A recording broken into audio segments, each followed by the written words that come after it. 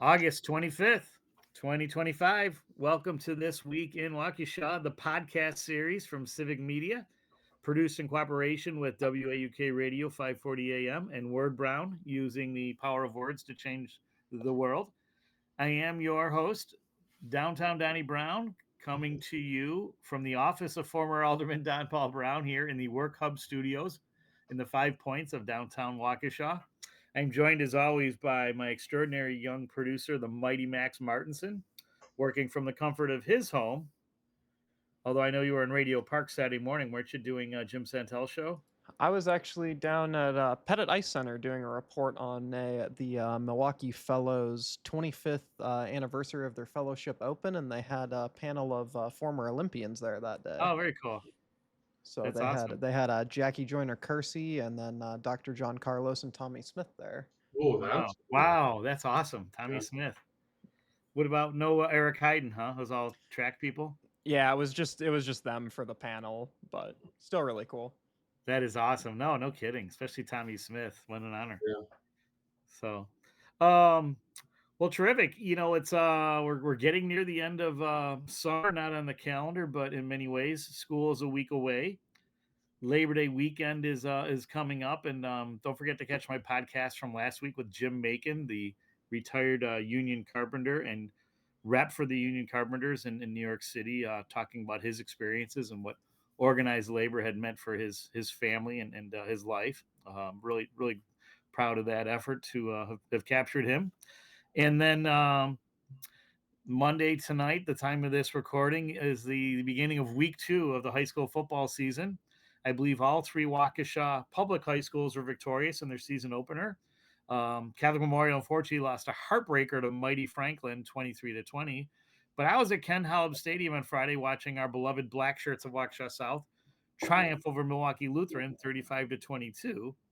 So, and more on that later, maybe. But on a more serious note, this September is National Suicide Prevention Month, and to talk about that, I'm honored to have an old friend, an old colleague, an accomplished building construction industry professional, executive, and also very active in the Democratic Party. Many of you Waukesha residents may remember when he ran against the Mhm. incumbent Jim Sensenbrenner a few years ago, but also played some leadership roles in the state Democratic Party and the DNC. We'll talk more about that later.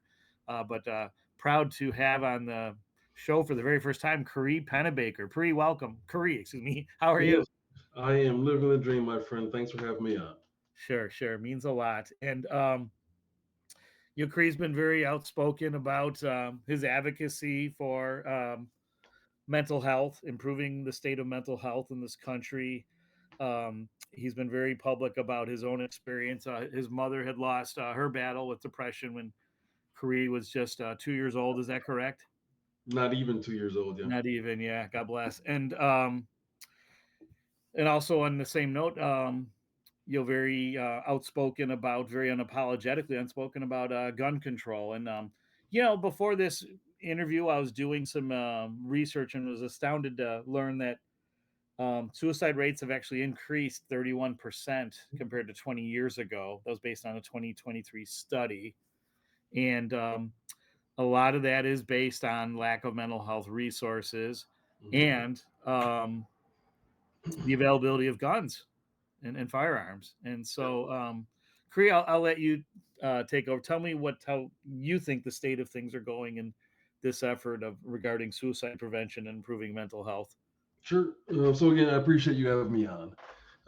I do think we are, from some respects, in a very sad state of affairs because the people who care about the issue aren't in control of the legislation that's going to actually help drive those statistics down. And I think the sad part about it is when we have conversations about suicide prevention and mental health, we oftentimes talk about the issue from a almost like a purely statistical perspective, right? Like those numbers really are black and white.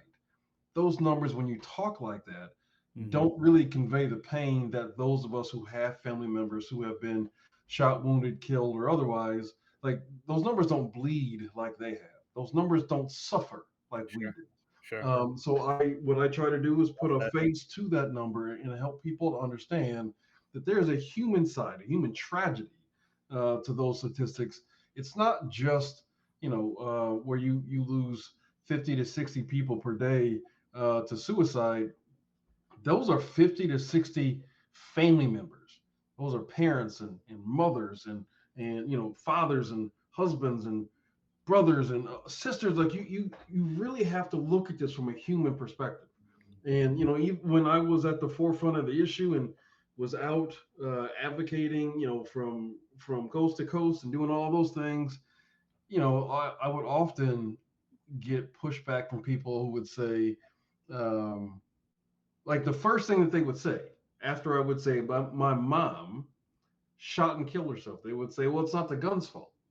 And I mean, when you hear something like that, Right.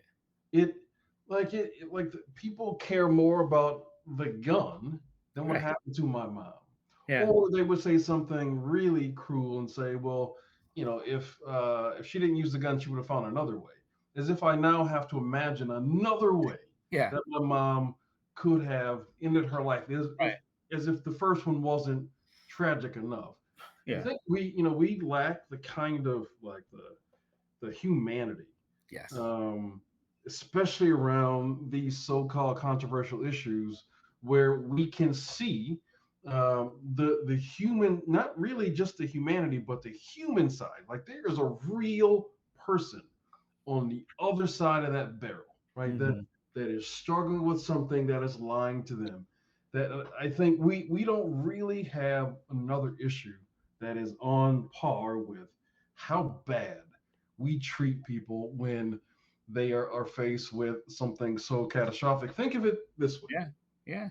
Here in Wisconsin, it is easier to get a gun than it is to get your first mental health care appointment. Think about that. Yeah. You can go get a gun today, but can you get a mental health appointment today with a Yeah. therapist? No, you can't. It Yeah. is easier to buy a gun in Wisconsin than it is to get a license to be a cosmetologist. Think that is wild. It is easier to get a gun in Wisconsin than it is to get a license to be a tattoo artist. Yeah.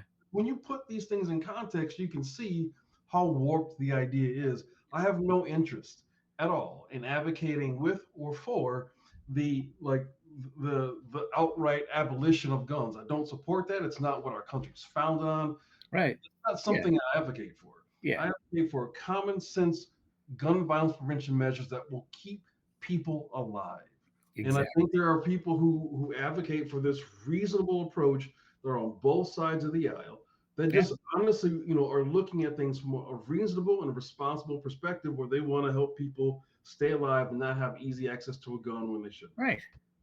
I mean, you have to jump through a few hoops to get a hunting license, correct?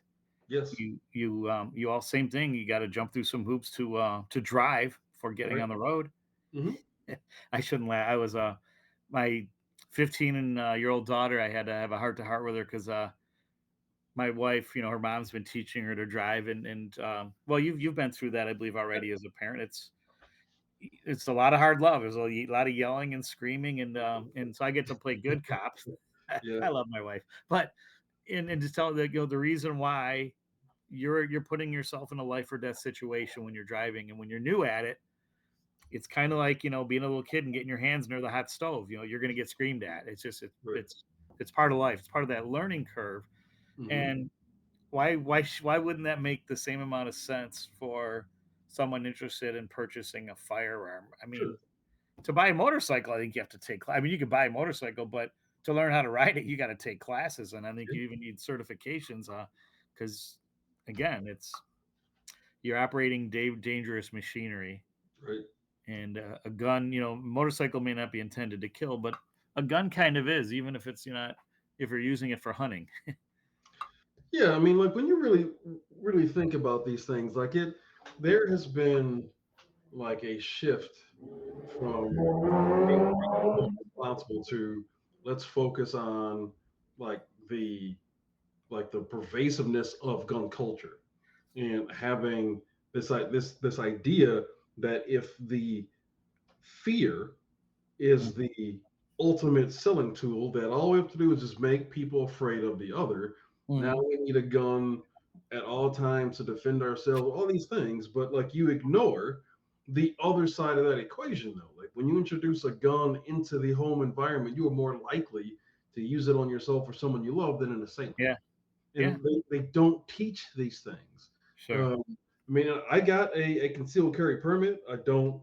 My permit expired. I don't have to fire the gun. Never did I have to fire. I wasn't required to. Even then, when I took the course back in 2012, there was no time frame that the class needed to be for. It wasn't like it said you needed to take a 10-hour course or 5-hour course. That's how long the instructor wants to take it or teach it for. Wow. And it's wild to me. Like Very you loosely regulated, huh? thing like a deadly tool in Mhm. my hand, and then not helping me know like the ins and outs and how to use all kinds of things that we just take for granted. But ultimately, though, I think reasonable people would agree that we can be a gun owning culture and still prioritize mental health and reducing suicides without making the argument about they're coming to take your guns from you. Like, Right. think of it like this way: like, my mom can't have a gun anymore because she's dead. She Sure. has zero rights because Yeah. she's dead. I Right. don't know what it is like to hear my own mother tell me that she loves me because she's dead. Right. So, like, these people will fetishize over guns and things like that, but like they always ignore the catastrophic impact it has on people like me. My mom is dead, Yeah. period. Sure. Sure. And and we've spoken about this too. Is I have a family member who is a survivor of a very severe case of depression, suicidal depression, and Hmm. going on more than 30 years. And yes, our stories turned out a bit better than your own families, but there was during those 2 or 3 years, it was very a very painful time, very Hmm. very exhausting. And that's what people there's levels to this, like there is with anything else. There's an extraordinary amount of pain. Hmm. There's also, we believe, a genetic predisposition. And so I worry about my children. I'm sure you probably worry about your children and other family members. I did learn that I had, when we were going through this in the early mid 90s, and of course, we didn't tell anybody. There was still Hmm. this, well, there still is a stigma, unfortunately, today, but back then it was even worse. But I'd learned I had an aunt, my grandmother's sister, who had died, and everyone said she died of a broken heart Hmm. because her husband had left her for another woman or something like that. And well, it was more than a broken heart. It was, she'd lost her battle with depression and taken her own life. And again, Right. people didn't talk about those things back then. Hmm. And unfortunately, and again, it's also troubling knowing that we've come so far in terms of our understanding or increasing our understanding, but yet to see these rates um, increase the way they have is mind boggling.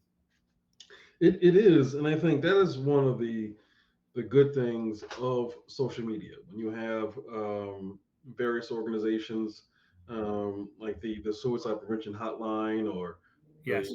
um, the other organizations, Stop Suicide Now, those kinds of places that are really advocating in spaces where the younger generations will be. So you can have an increase of awareness of this issue, not just to say that we are in those spaces, but to get Sure. more awareness about it so you can recognize the signs of it. Half the time, not even half the time, but a lot of the time, it could be something as simple as smiling at someone Yeah. or opening the door for someone. Like you could really be like the reason that person doesn't feel alone today Mm. simply because you were nice to them, you were kind to them, you actually saw them, and they just weren't, a part of the backdrop. You really could change someone's entire life perspective with one random act of kindness.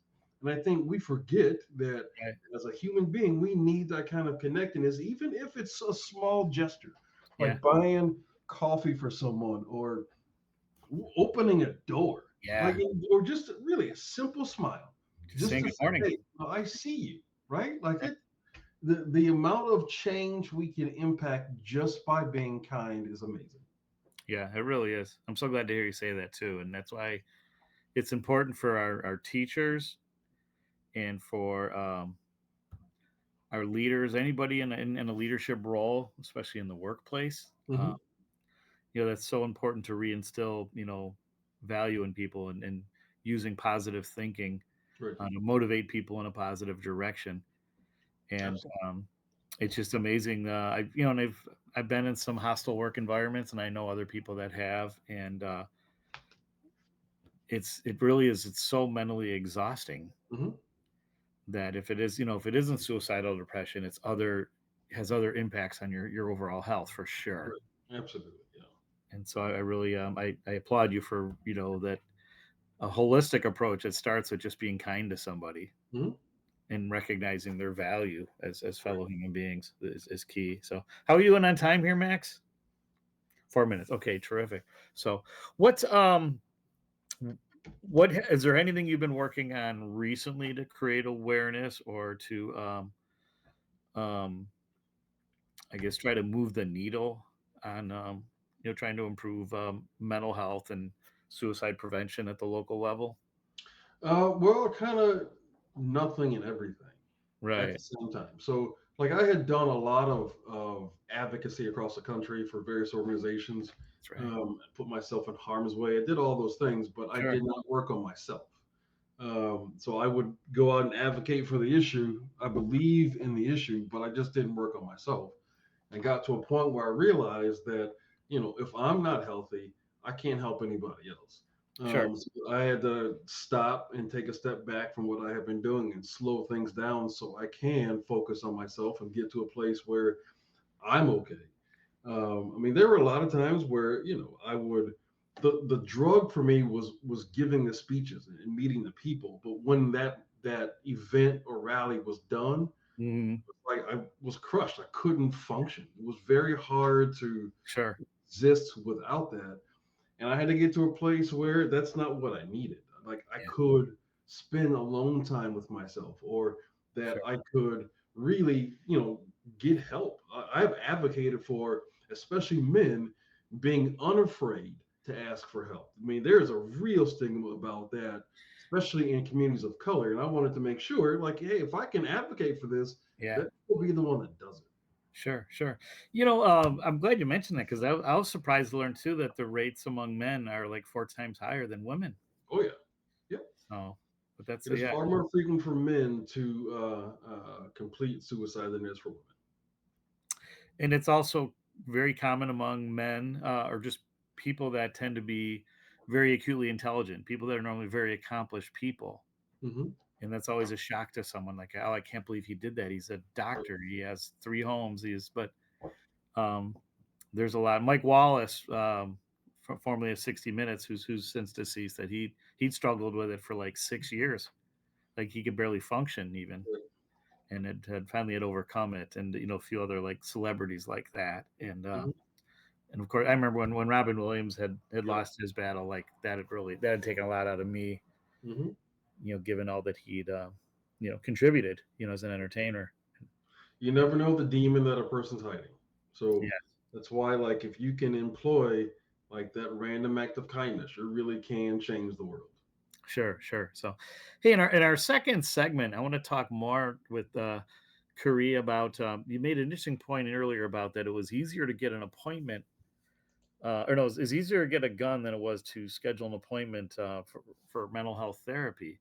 Mhm. And I was wondering maybe if that's not the best comparison because it seems one could argue it's easier to get a seat on Elon Musk's spaceship to Mars than it is to get um, good mental health therapy to see a therapist once a week. So we'll talk about that more. The cost of it, the stigma surrounding it, Mhm. and so many other issues preventing proper care, really for all of us. Because I'm a big believer that everyone deserves good mental health therapy. We could all see someone once a week for sure. Mhm. So, all right. Well, thanks for joining us in segment one of this week in Waukesha. Stick around with more with Khary Penebaker, and yeah, and we'd love to hear what you think on social media too. So, thanks, Max. We'll see you in round two.